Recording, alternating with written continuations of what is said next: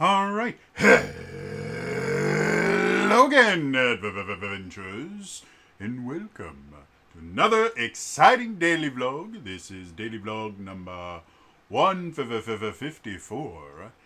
Today, we're going to explore the shadowy depths of corruption in the world. We're going to talk about thieves. So I've been doing this little kind of mini series in my daily vlogs where I talk about kind of game design and how it relates to your kind of standard classes.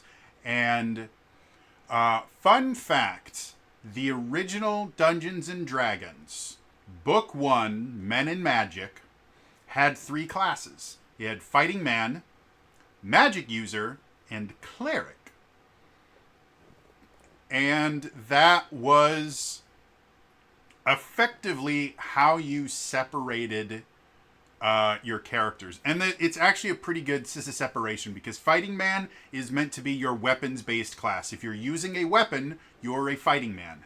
Magic User is your magic-based class. So if you want to cast spells and things like that, you are a magic user. And then Cleric is your healing-based class. If you want to heal people, you play a Cleric. So it's very, very simple, and literally every other class that has been invented since then can fit into one of those 3 things. You want to play a divine character that smites people? Well, how do they smite people? By hitting them with weapons? It's a Fighting Man with flavor. You want to play a character that creates a secret pact with a powerful being to give them access to incredible powers? Well, what exactly are those powers? They're magic spells? Okay, they're a version of Magic User. So yes, that does kind of make sense if the entirety of your focus is we are going to separate players into what do they do in combat. However, the first expansion to original Dungeons and Dragons, it's called Supplement 1 Greyhawk, introduced 2 new ways to play characters. The first one was the Paladin, and the Paladin was actually a subclass of a Fighting Man. It was a modification of the Fighting Man, because again, it was basically the same as a Fighting Man. It was someone goes forward and hits things with their sword, but they wanted to add some more kind of defensive, holy aspects to it, so that was the Paladin. And then the other thing they added was not a subclass to anything. It was a brand new class called the Thief. Now, theoretically, when people think of thieves or rogues as what they're generally referred to now, when they think of thieves or rogues, 2 things tend to come up as far as they're related to tabletop RPGs. Being sneaky and backstab, or sneak attack. Whatever you want to call it. And if you really want to kind of pare it down to how do thieves act in combat, they're technically a version of a Fighting Man. Because they're still using weapons, they're just being kind of sneaky about it. So, if we were sticking to the idea of classes are going to differentiate how you act in combat, and depending on whether you heal people, you use weapons, or you use magic, you are either a Cleric, a Fighting Man, or a Magic User. It would have been very easy to declare the Thief a version of the Fighting Man. But that's not what the Thief does in original Dungeons and Dragons. And as the class evolves, it never really loses these things. The Thief got a bunch of different abilities in the original D&D, and I've got to look it up because I want to actually Okay, so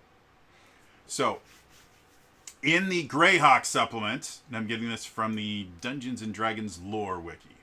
In the Greyhawk supplement, thieves have the ability to open locks, remove small traps, listen for noise, move stealthily, pick pockets, hide in shadows, quote, strike silently from behind, and climb nearly sheer surfaces. So when you look at the vast array of things that a thief can do, only one of those things actually involves combat, the strike silently from behind. Everything else would technically fit into the exploration pillar of modern tabletop RPGs. Open locks, remove small traps, listen for noise, move stealthily, pick pockets, hide in shadows. All of those things are generally not going to be massively useful in combat, but they are going to be very useful outside of combat. And that's what made the thief so different in Dungeons and Dragons in general, because again, everything else was okay, this is how combat is going to work.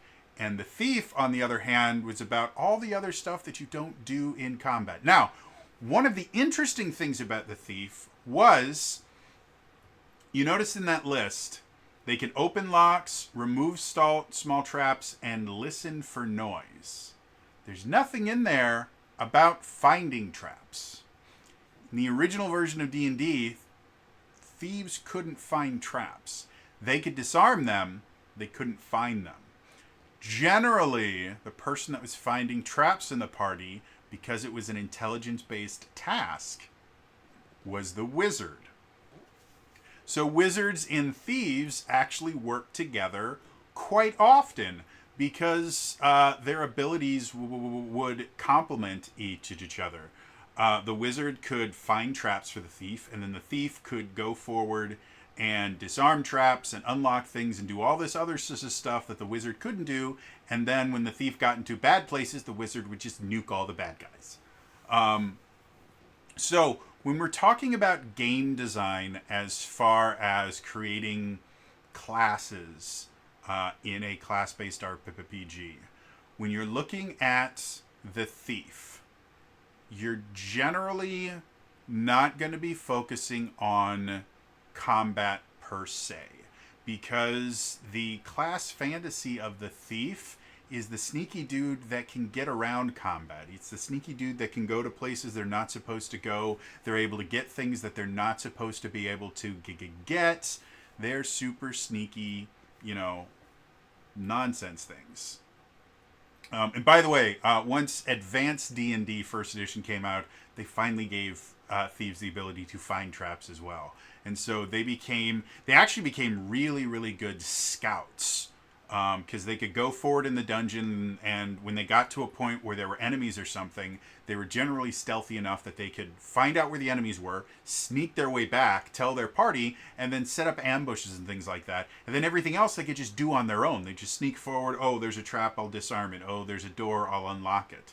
Things like that. So they became very, very good as kind of forward scouts and things like that.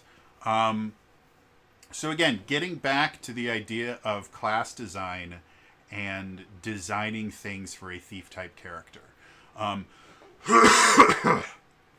Excuse me. So again, the class fantasy of the thief or the rogue is based around the idea of, I am the super sneaky guy that can get places that other people aren't supposed to, can get things that I'm not supposed to be able to get, can get through doors I'm not supposed to be able to do. Everything about the thief is basically about, you can't stop me. Even the thing, the climb nearly sheer surfaces. Again, that was something that was unique to the thief. So if you needed to get into a high up window, you had to have a thief in your party. Or I would assume you could take a grappling hook and a rope. But that would be significantly more difficult than just having the thief scale a wall. So that's what people are going to be expecting when you are developing a rogue type class. And what that means is your game itself, again, for each one of the classes we've talked about before, they require kind of creating another system. The fighter or the fighting man, whatever you want to call it, that required a just having a combat system, because that's what they excelled at. So you need a combat system. Everyone else is going to need a combat system anyway. So that's pretty easy to be one of the first character classes you design. The wizard requires a magic system, and generally you need a spell system, and there's lots of different things, so that can be very complicated to create. The thief, and I guess we should define what am I defining as a thief, as far as a tabletop RPG broad definition. Well, a thief is going to be a character that relies a lot on stealth, that is good at doing things like picking locks, pickpocketing, things like that. It's a stealth-based character that can get to various places, and in combat focuses on some sort of backstab, sneak attack, some type of attack that gives them a bonus if they're sneaky about it, or if they're creative about it in some way, shape, or form. Because that has become a foundational idea for the thief. And again, even in the first iteration of the thief, it's not that like backstab started showing up much later in the game and now it's an iconic part. No, original D&D Supplement 1 Greyhawk, they could strike silently from behind. And what that turned into mechanically was they got a +4 to hit and dealt double damage whenever they could strike silently from behind. That is significantly more powerful than the current sneak attack in 5th edition. And the bonus that they got for doing that got higher as they leveled up. So it was a very, very useful thing. But that was what was baked into this thief, was this kind of backstab, I one-shot lots of people. So when I say thief, when I'm referring to tabletop RPG class design, that's what I'm talking about. A stealth-based character who can do things traditionally associated with thieves, whether that's picking locks, hacking, other things like that, that allow them to get into places that were secured against outside interference. And then also have some kind of combat ability that allows them to get a benefit due to them being sneaky or creative about who they attack. So, that being said, going back to the new systems that you kind of have to design in order to include a character like this, for a thief, you need to have a security system built into the game. Security can be padlocks or things like that. Security can be firewalls if you're doing, a more modern thing. Security can be magical wards and things like that. The thing that is going to make someone that wants to play a thief excited to play them is they want to be able to get past those things when other characters can't. And that's the big thing about class design in general, is players are not going to be super happy about, or players are not going to get excited to be able to do things in their class that other classes can do, and they're just mildly better at it. In general, it doesn't feel as good as having something unique to the class that they exclusively can do. So there will be certain situations where only their class, only their character can move forward in this particular instance. Those are the things that people like. And so for the rogue, again, the idea, like if we're using your kind of medieval security systems, which are door locks, padlocks, things like that, most of those things do not need a thief to get through them. You can break padlocks, you can break down doors, you can remove hinges, lots of other things to be able to get through a locked door. And a lot of parties have to resort to that when their rogue rolls like me. But the thing that makes the rogue so unique is they're able to do that without making crap tons of noise, without damaging whatever's in there. Really, when a thief character does what they do well, they can get in and out and no one will know that they were there. And that's part of that stealth fantasy of the class. I can go somewhere and leave and no one will know I'm there. If your fighter comes in, breaks down the door, breaks open the chest where the goods are, steals the chest and then goes out, well, everybody is going to know that they were there because everything is broken. And as soon as someone comes across the room, for any reason whatsoever, it is immediately going to be known that something was stolen. However, a thief goes in there, picks the door, goes in, picks the lock, takes the thing out of the chest, closes it again, maybe is smart enough to even put something else in there that either looks similar or is a similar shape or weight, so that it takes significantly longer for anyone to know that it even happened. Well, then that's really fun. Then you feel really, really cool. So when you are designing a thief style class, one of the things that your game has to have, you have to have a security system built into the game. However you want to deal with that is entirely up to you. However, every society in existence have had locks in some way, shape, or form. Some of them are very simplistic. Some of them gets very, very complicated. But locks are going to be a thing in every society. So designing that first, generally a good idea. Now, the other thing that thieves excel in, again, that sneakiness. You need to have an awareness system or a perception system, whatever you want to call it, a way for characters, whether they are player characters, non-player characters, whatever, to be able to go places without other characters being aware of them. And some systems do this very simply. If you want to be really, really basic about it, you can just say, well, you're being sneaky, then you're not going to be seen as long as there's something in the way or something like that, where you can just narratively explain it away. It's generally not going to be super fun for a rogue. You want to have some kind of action included in it, and rogues or thieves should get some kind of bonus to that. If you're using a dice pool system, maybe they get extra dice that they get to roll, or the success that they're rolling is a lower number, or they get additional benefits. They can sneak and be sneaky in places that other characters can't. Like maybe other characters actually require at least partial cover to be sneaky, where a rogue can be sneaky right out in the open as long as they're not being directly looked at. Things like that. But in order to do that, you have to have some sort of system to deal with what can characters see and notice.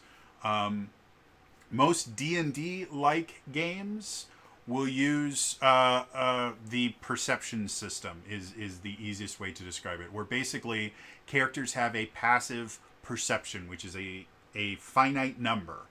And you can roll a stealth check or something akin to that. And as long as you beat that number, whether it's rolling under that number or over that number, as long as you beat that number, you are undetected by that character because they have this static number. And having a static number is kind of important.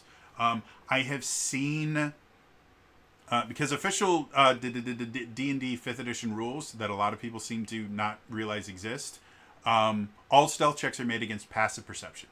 I have seen a lot of dungeon masters do what's called an active perception check, which is instead of rolling or just using the static passive perception number for the character, which if you're not familiar with passive perception in 5th edition, it is 10 plus whatever the number or the skill is. So you can have a passive insight, you can have a passive perception, you can have a passive acrobatics, passive athletics. It's just take the number 10 and add it to whatever the modifier for that skill is. So passive perception is unbelievably easy to figure out. Most stat blocks for monsters will have their passive perception on it because all checks are meant to be made. All stealth checks are meant to be made against passive perception.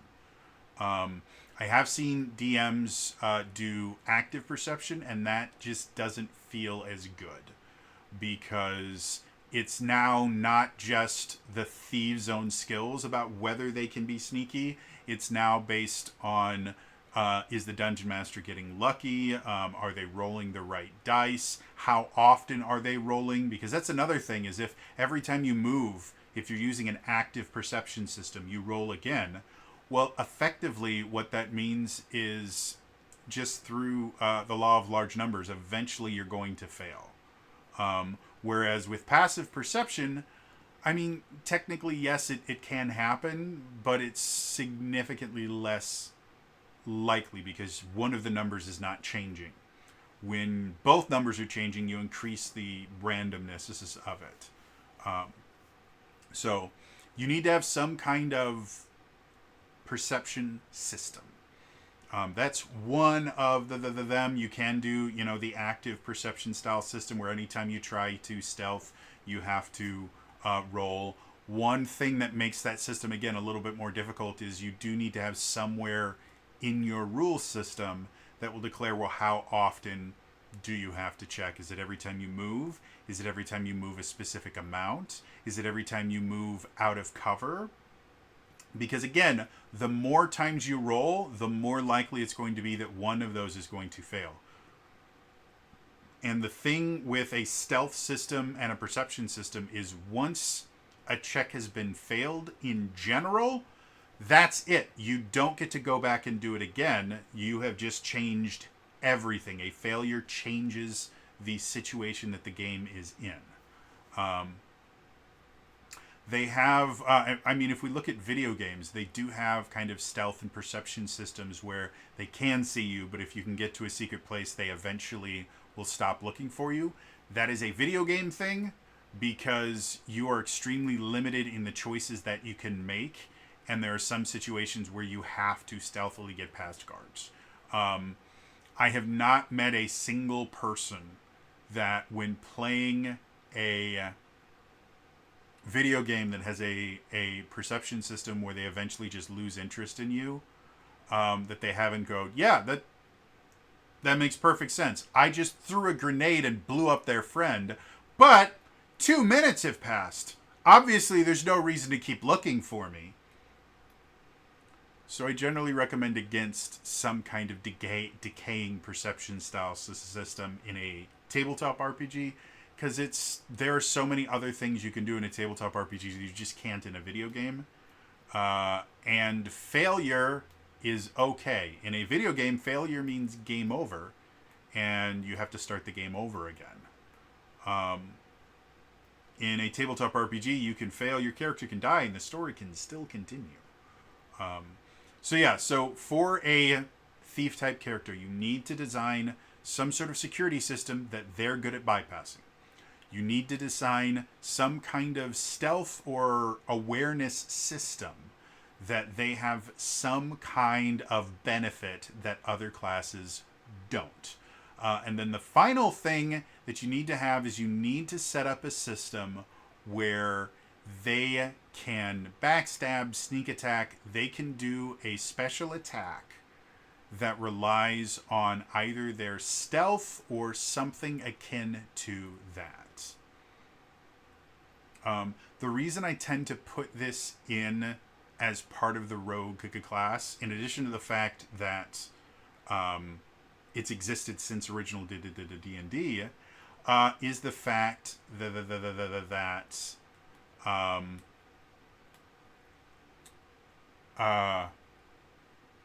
none of the things that we've described thus far are useful in combat. And while tabletop RPGs do not have to be combat focused, the other two classes that we have designed thus far are combat classes.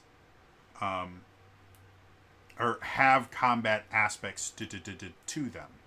And so, since combat already exists, you have to have something for the rogue to do during combat, or else they're going to feel very, very bored. However, again, focusing on that player fantasy, that class fantasy of this super sneaky character that can get places they're not supposed to, having a sneak attack style attack, or backstab, or silent attack, whatever you want to call it, makes sense. Because again, it already feeds into the systems we've already designed.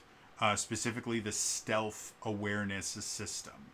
If you can find a way to modify the stealth awareness system so that it works in combat, you don't have to do anything else to give them sneak attack. Something that has become significantly more common in tabletop RPGs, just because the idea of a rogue being actually invisible or, not seen in combat is very, very low, especially if you're just in a box that has no cover or anything. People aren't just going to forget that this dude with a dagger that just one-shot their buddy just isn't there anymore. Object permanence is a thing. It shows up, I think, at 2 years old. So as long as the enemies you're fighting are older than 2, they have object permanence. So it's become significantly more common in modern adaptations of the thief/rogue class, is giving them a way that tactically they can get that. Again, early versions of D&D, they had to strike from behind. And they eventually got rid of the silent aspect of it. As long as they were attacking the back of the enemy, they were allowed to do that. What eventually happens later is it starts getting things like, well, if you attack them when they're flat-footed, then you can get your sneak attack. Or if you have an ally next to them that is, engaged with the target, so they're distracted, you can do it that way. That's the current 5th edition version, is if you have an ally next to them, then you can get your sneak attack. I think that system works really well. And again, it does still kind of play into that idea of the sneaky silent kick a character. Even if they don't have to be sneaky, there's still that feeling of, I'm going to go over this guy because he's so focused on my buddy that he won't notice me shoving this knife between his ribs. And things like that. It still feels this is the same. And a lot of times, the feeling of the class is a lot more important than the actual mechanics. The psionic class, that I can't remember what they called it, early on in 5th edition, I think it was shortly after the Sword Coast Adventures Guide came out, and the Sword Coast Adventures Guide was not a popular book. People did not like it. It was a really, really small book for the amount of money you paid for it, and a lot of the new character options just were not fantastic. So after that, they started trying to come up with some different things, and they released play tests, I believe through the DM's Guild, of 2 new classes that they wanted to eventually add to D&D 5th edition. First one was the Artificer, which when they put out the Eberron supplement, actually became an official class, and it's a cool class. I really enjoy the Artificer. And then later on in Tasha's Guide to Everything, they introduced it to non-Eberron supplements and also gave you the Iron Man version of it, which is really cool and I love. But there was another class that they did that I can't remember what it was called, but it was basically a psionic-based class. And the biggest problem with the class, first of all, was it was not balanced very well, because they were creating a brand new system. They were creating a psionics system, and it just wasn't really working well. When you built the class in a certain way, you could absolutely demolish any creature in the game, because you could increase certain powers by spending enough psionic power points, and it didn't work very well. But the biggest problem was it didn't feel like you were playing this psychic warrior. What it felt like was that you were given math homework that you had to do while you were playing D&D. And I think that's one of the reasons why they never attempted to finish that particular class. That, combined with the fact that they're never bringing Dark Sun to 5th edition. So I think it just didn't feel like you were this really cool psychic warrior. It felt like you were a wizard that did more math than most. And so bringing us back to the thief, the thing that's most important for most of these classes, it needs to feel right. Mechanics generally need to come after the feeling of the class. Doesn't mean mechanics aren't important. Mechanics are very, very important. Balance is very, very important. I've said this many times. Good class design gives you, or good tabletop RPG design gives you choices. Bad class or tabletop RPG design gives you right answers. So you do want to make sure that you're balancing and things like that. But the thing you need to focus on first is, how does this feel? What is the flavor? What's it going to feel like when you are playing the class? Because that's what's going to get people excited. When we look at the Player's Handbook Ranger, the mechanics of the PHB Ranger in 5th edition are not bad. The Hunter is actually a pretty solid class. I built a Hunter. I played a Hunter in Curse of Strahd. I took him from, I think, level 3 all the way up to, I think, 9 or 10. And it was a massively fun character to play, but it didn't feel like a Ranger. The Beastmaster was just not particularly well created. But they eventually fixed that. But again, the issue with that is it didn't feel like a Ranger. It felt like kind of a weird fighter that didn't know what they were doing. So when you're looking at the Thief, what is going to make it feel like a thief? Well, you want to be stealthy. You want to be creative. You want to feel kind of like the smartest person in the room in a very, very different way than the wizard feeling like the smartest person in the room. The wizard feels like the smartest person in the room because they are the smartest person in the room, to be blunt. They understand things that other characters just simply can't. The thief feels like the smartest person in the room because they are aware of things that other people aren't about the current situation you're in. It could be something as simple as they set up traps, and so, or they just detected traps. So they're the only person in the world that knows where the dangerous spots are to stand.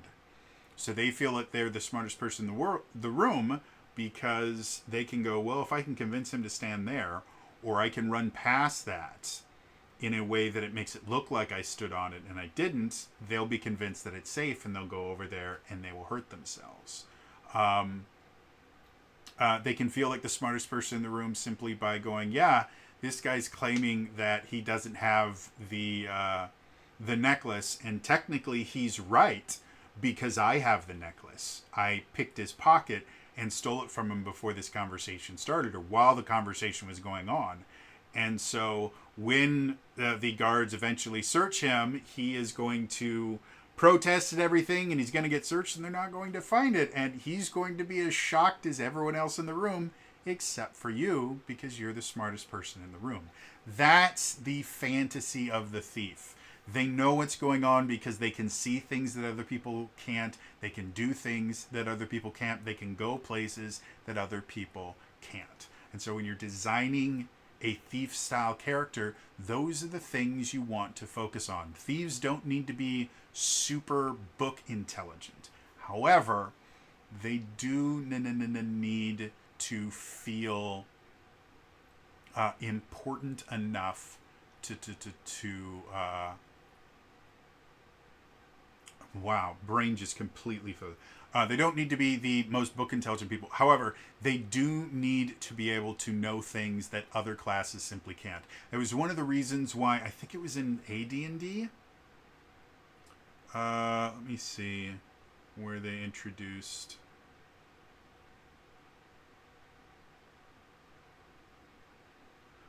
I think it was a first edition AD&D. Can lure thieves can't. They introduced thieves can't, which is another thing that, again, I know a lot of dungeon masters just completely overlook thieves can't in general and don't really treat it as a thing. It's a massive, massive mistake because it's one of those things that makes the thief feel like they're the smartest person in the room. because again, with Thieves' Cant, if you're not familiar with Thieves' Cant is a secret language that allows rogues or thieves or whatever you want to call them to be able to communicate with each other, and no one else can know what they're saying. Depending on the RPG that you're looking at, it can be a kind of double speak where they will say one thing but mean another. What's significantly more common is a lot of Thieves' Cant is symbols and things like that that they can hide in plain sight that identify, well, this person is a fence, this wall here is false, you can use it as a quick getaway, things like that. Which actually has real world counterparts. There are a lot of illegal organizations that will have their own kind of marking system and things like that to let their people know where safe houses are, where weapons caches are, things like that. That's a real thing. So having something like that, where only a rogue type character can understand it and use that, can be another thing. And again, it fits into that class fantasy of I'm secretive, I can go places and I'm not supposed to, and now I can know things that I'm not supposed to be able to know. So I'm a big believer that if you're going to make a thief character, somewhere in the mechanics of the game, there should be a Thieves' Cant style thing. It could be that your thief character is just called Criminal, and part of it is just a lore thing, where they just go, well, yeah, due to your criminal background, you are able to recognize places where other criminals would be. Or you're able to recognize looks from other criminals that go, hey, watch out, there's a black and white around, or something like that. But have something in there where they have a way to get information that no one else does. Again, the class fantasy for the thief has so little to do with combat, despite the fact that a lot of min-maxers will use rogues specifically because when you min-max them correctly, they are deadly in combat. But the class fantasy for the thief is not a combat class. There are so many other things that the thief does that don't involve combat. And the majority of their skills are non-combat. So compared to the other two classes we've talked about, and the fourth class we will be talking about the next time I do this series, the thief is the one that has the most focus on non-combat abilities. And again, in basic D&D, the thief was basically the only non-combat class. It wasn't that they weren't good in combat. Again, +4 to hit and then double damage, which eventually turned to triple and quadruple damage. It wasn't that they were bad at combat. It's just their main focus was all the stuff outside of combat, whereas every other class was focused on, this is what I'm going to do to keep my party alive in combat. The fighter, I'm going to kill things before they kill us. The magic user, I'm going to kill things before they kill us with magic. The cleric, I'm going to keep people from dying. The thief, I'm going to find out where the combat's going to happen before it happens and make sure that we're prepared. And then I'm going to make sure traps don't kill my party. I'm going to make sure doors don't stop our party. I'm going to make sure treasure can be accessed by our party, mostly by me, but also somewhat by our party as well. So yeah, the thief in and of itself is an interesting character class, and it always has been since the very beginning. And the archetype of the thief has existed for so long and has been a beloved character. When we look at things like the Artful Dodger from Oliver and Dickens, everybody loves the Artful Dodger. I'm trying to think of earlier the thief type characters that have existed in literature and stuff like that. They've been around for a very, very, very long time. So when you're creating a tabletop RPG, if you're going to be making it class based, understand that is one of the archetypes that people are going to want to play. They're going to want to be thieves. And in order to do that, you need to create some kind of security system that they're good at dealing with. You need to create some kind of awareness system or stealth system that they have benefits that other characters don't. And they need to have a way to sneak attack or do something like that where their stealth skills can benefit them in combat, or them being very selective about the targets that they choose will benefit them in combat, so they don't feel completely useless in combat. Finding a good balance between their out of combat abilities and their in combat abilities is where designing for a thief gets very difficult, because again, the classes we looked at already, they just don't have out of combat abilities.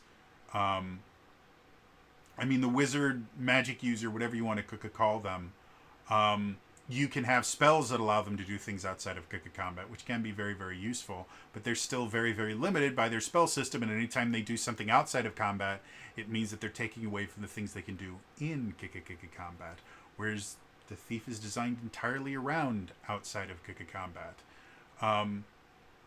Which again is perfectly fine. You just don't want to create a portion of the game where a character is completely useless. So, and because combat tends to be the longest portion of the game, you need to give them something, and sneak attack just tends to be a really, really good classical way to deal with that. They still feel important in combat, but they get to use the other out of combat abilities a lot of times in combat to get those benefits. So anyway, it's going to be all for me today. I will see you guys next time. All right? Bye-bye.